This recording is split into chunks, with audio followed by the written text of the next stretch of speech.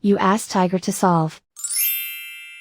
This deals with linear equations with one unknown. The final result is x equals 13/5. Let's solve it step by step. Group all constants on the right side of the equation.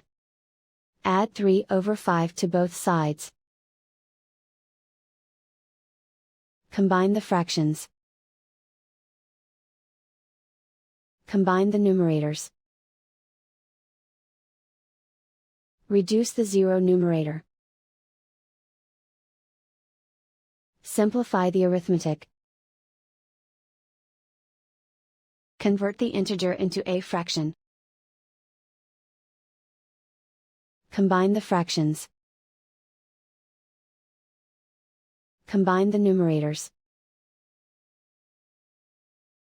And so the final result is x equals 13/5.